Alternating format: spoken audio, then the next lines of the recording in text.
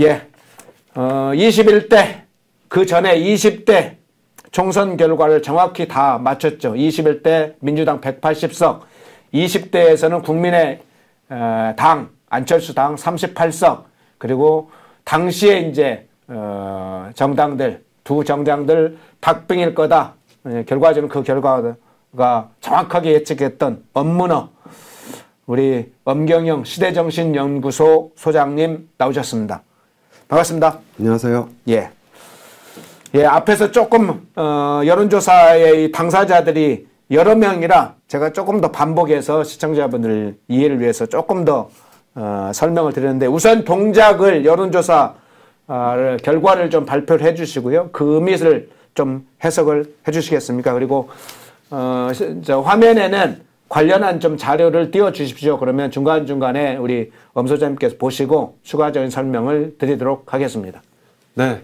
동작을 이수진 민주당 의원하고 나경원 국민의힘 전 원내대표죠. 양자 대결 붙였는데 무려 9%포인트 정도 차이가 납니다. 나경원 의원이 47.9, 이수진 의원이 39.0, 그리고 뭐 기타 5.9 이렇게 나오는데요. 이 정도 표심이면 나경원 의원의 완승으로 이어질 가능성이 크다. 이렇게 볼 수 있는데요. 동작을은 지난번 총선에서는 이수진 의원이 52.2%를 얻어서 나경원 의원의 45%, 여기 한 7%포인트 정도 앞섰거든요. 그리고 대선 때는 윤석열 대통령이 이재명 후보보다 약 한 5%포인트 앞섰고요. 지난 6일 지방선거에서는 국민의힘이 대략 한 7%포인트 차로 누른 지역인데요. 이게 종부세 이슈가 가장 쟁점 중에 하나인데 지난 2021년 4.7 재보궐선거부터 분위기가 국민의힘으로 넘어가서 현재도 보수세가 강하게 유지되고 있다. 그리고 이번 우리 조사가 첫 조사인 거죠? 예, 그렇죠. 네, 나경원 의원이 가볍게 승리하는 걸로 나왔습니다. 네.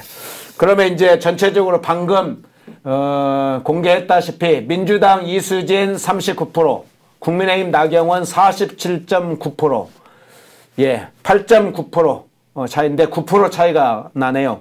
이제 전체적인 여론조사 결과는 9% 차이가 나는데 세부적으로 한번 좀 살펴볼게요. 가상 대결 결과만이 아니고 연령별, 지역별, 정당 지지율별을 좀 그 분야를 좀 짧게 한번 설명을 해주시죠. 네. 자, 양자 대결 통계표 한번 보시겠습니다. 국민의힘 나경원 의원이 남성에서도 앞서고 여성에서 좀 더 앞서죠. 여성에서는 한 10%포인트.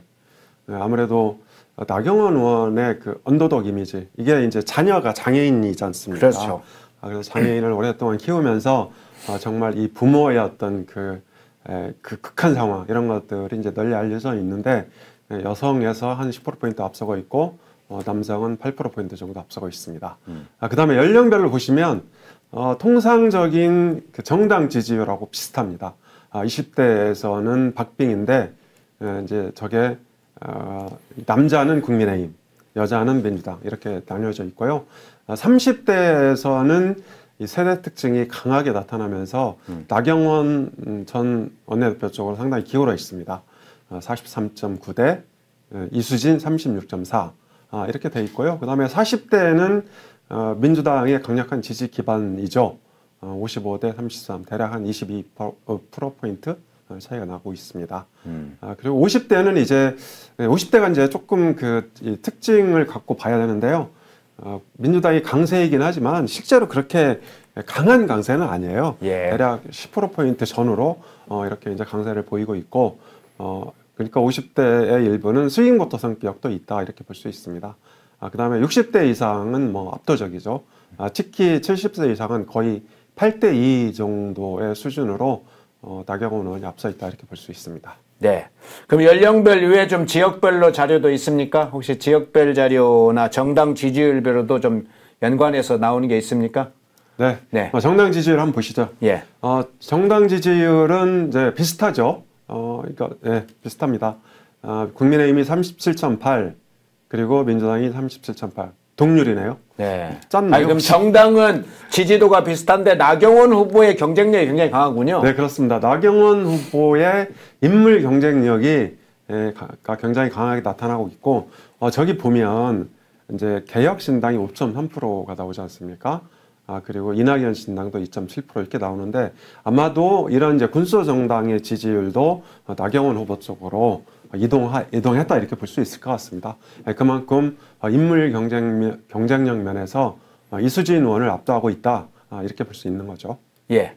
그러면 다른 후보 한번 넘어가 볼까요? 추미애로 한번 넘어가 보겠습니다.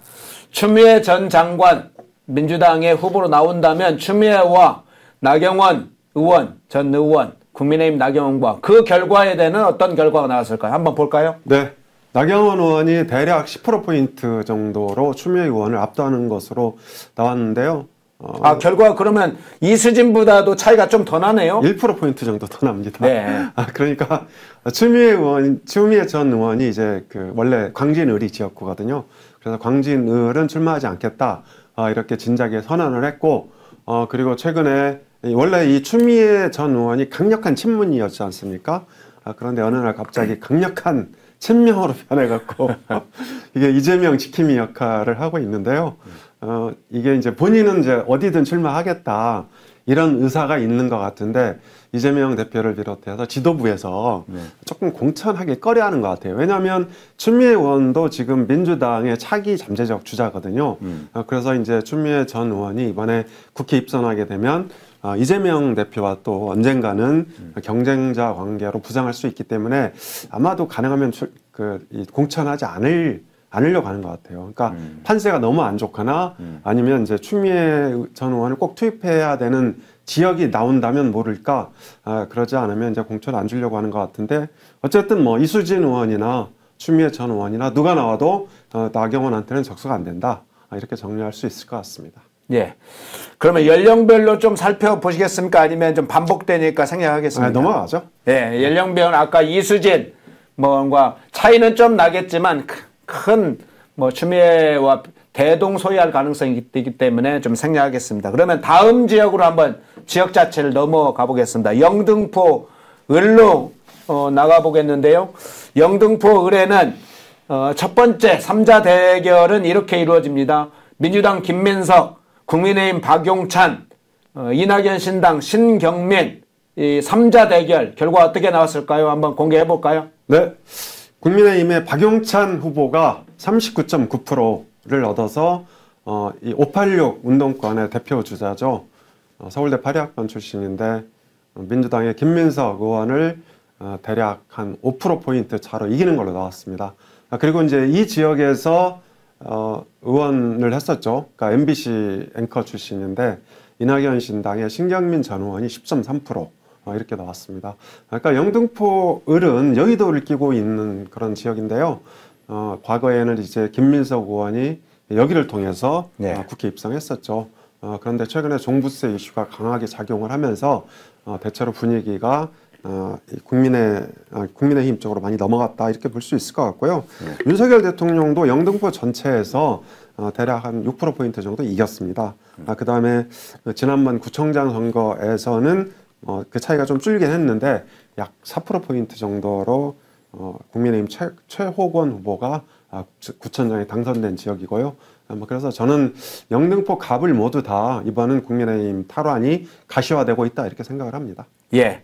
그러면 연령별로는 하나 좀 살펴보고요.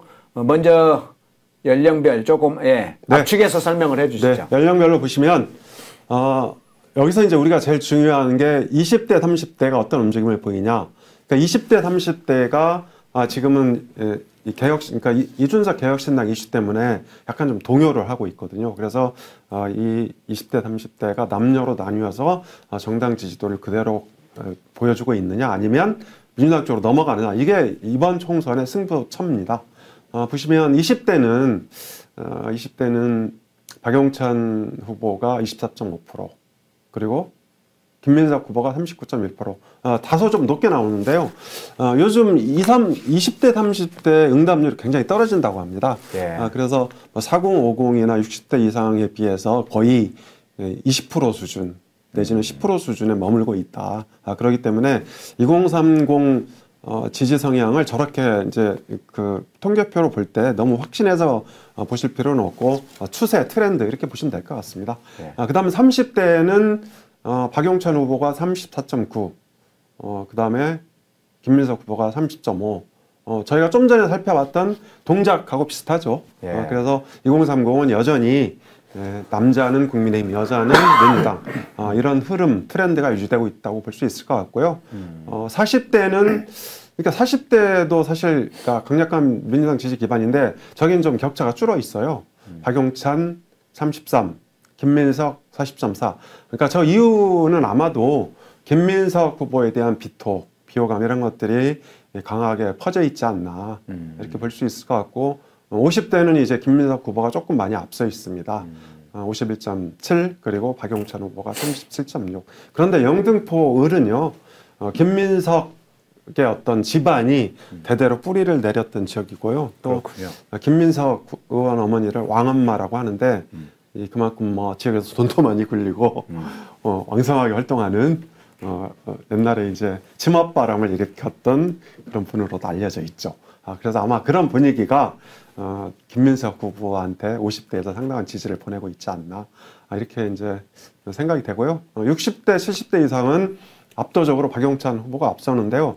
박용찬 후보가 지난번에도 선전을 했어요. 예. 이분이 이제 MBC 기자 출신인데 상당히 선전했는데 얼마나 있냐면 5.5%포인트밖에 차이가 안 났어요. 지난번 총선 때. 그래서 그때는 이제 굉장히 민주당 바람이 서울에서 거세게 불었는데 어느 정도 방어를 했다. 떨어지긴 했지만 그러니까 그런 어떤 지역 경쟁력이 이번 여론조사에서 드러나지 않았나 이렇게 보여집니다. 네. 정당 지지율도 간단히 한번 살펴볼까요? 그게 정당 지지율 상황하고 후보 지지율을 상황하고 좀 이게 연동이 되는지 다른지 한번 정당 지지율 한번 보시죠. 네, 정당 지지율도 국민의힘 39.1 상당히 앞서 있죠.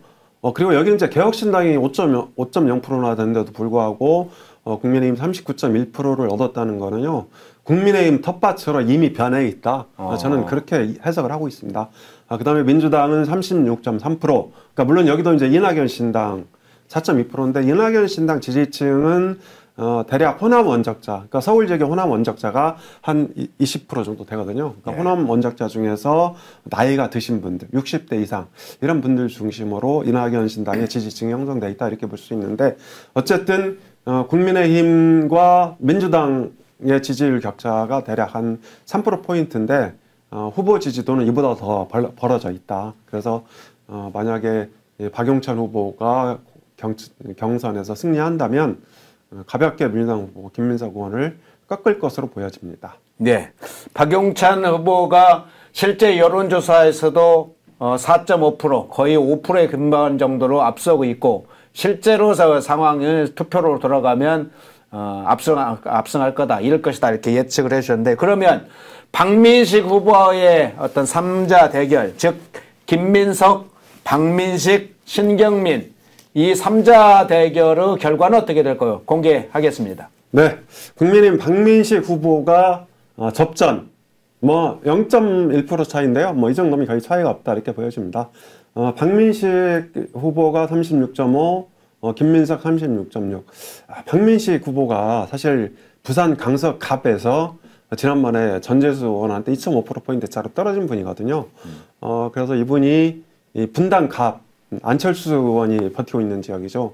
여기 이제 출마설이 이제 돌았었고, 지난번 그 인수위 끝나자마자 지방선거 때 재보궐선거가 치러졌거든요. 그때 분당갑 출마 선언을 했었습니다.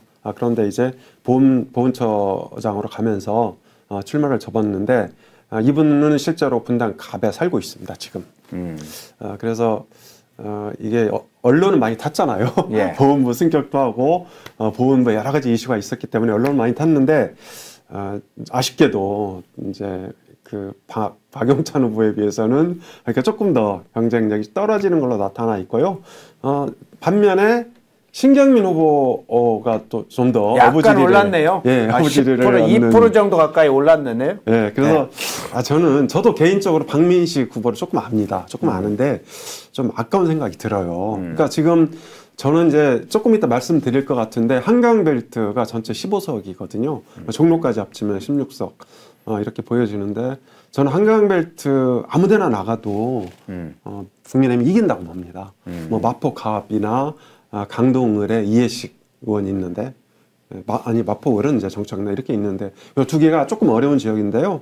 그리고 이제 하나 더 능남의 양천을 전 여기 나가도 다 이긴다. 근데 왜 하필이면 저렇게 이 서로 갉아먹게 경쟁을 하고 있는지 이해가 안 가고요. 저는 만약에 우리 방송을 국민의힘 인사들이 본다면 저렇게 경쟁력 있는 인사를 경선에서 이렇게 이 병신 만들지 말고 좀 이길 수 있는 지역구에 재조정해서 함께 승리하는 쪽으로 이렇게 좀 판을 짜봤으면 좋겠다 이런 생각이 듭니다. 그러네요. 여론조사 결과가 여론조사로 나타난 후보들의 경쟁력만 보는 게 아니라 오히려 전략적으로 상당히 어떻게 배정하는 것이 전체 총선 승리에 좋은지도 함의를 주네요. 네, 그렇습니다. 예.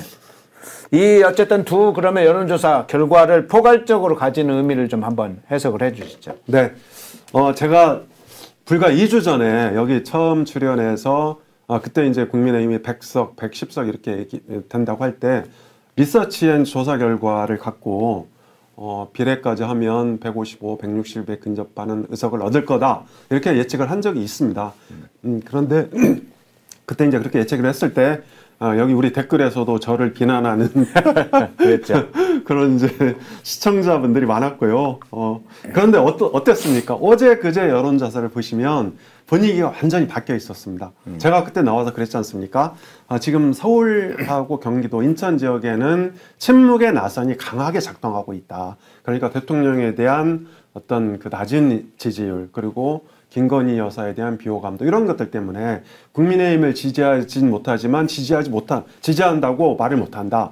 이런 상황이 계속되고 있다. 그래서 저는 이게 조만간 이런 안개가 질 것이다. 이렇게 예측을 이제 한 적이 있고요. 그리고 저는 이 정치권에서는 대표성이 중요합니다.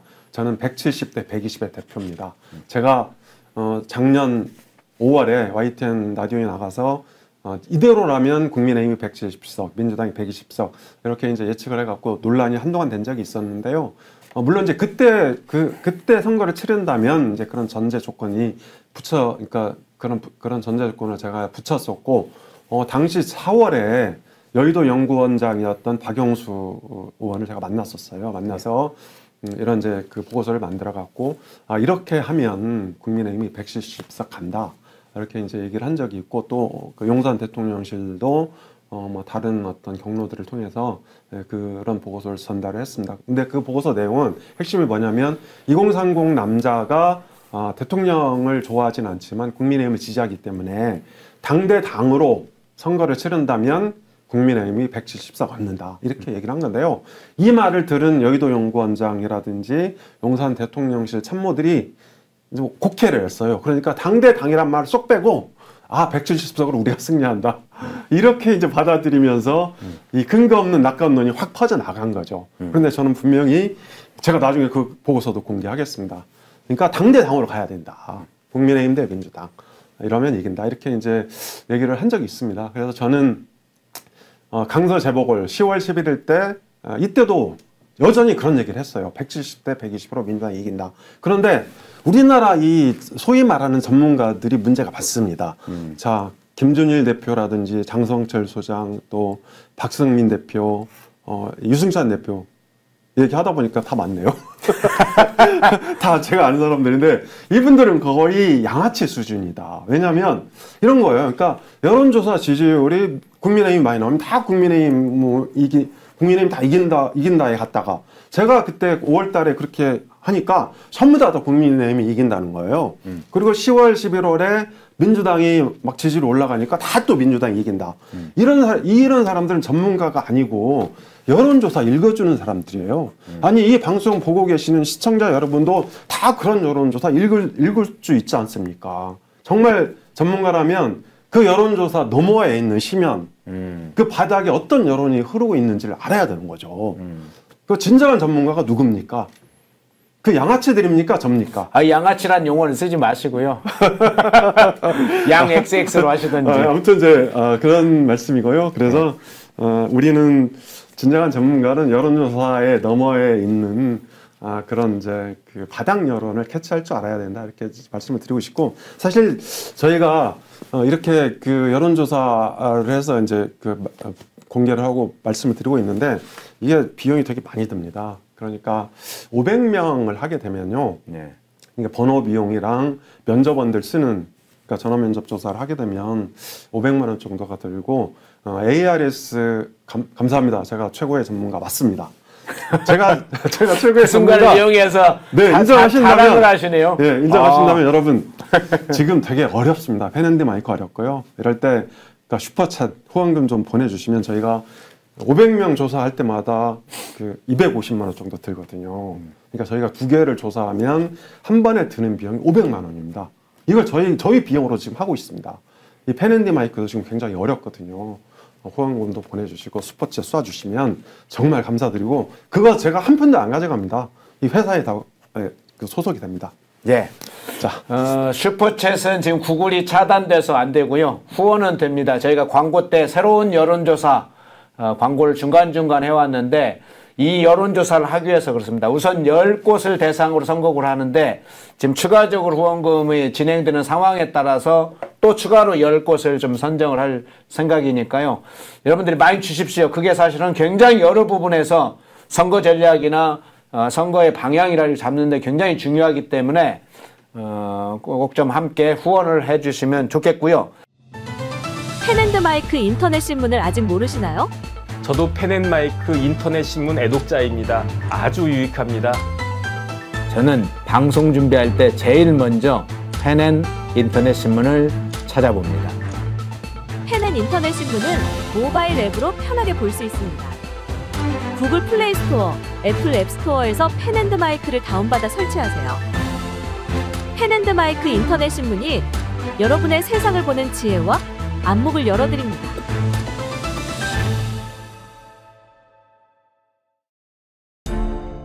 모두가 숨죽이고 침묵하던 시절 펜앤마이크는 앞장서 자유와 민주를 외쳤습니다.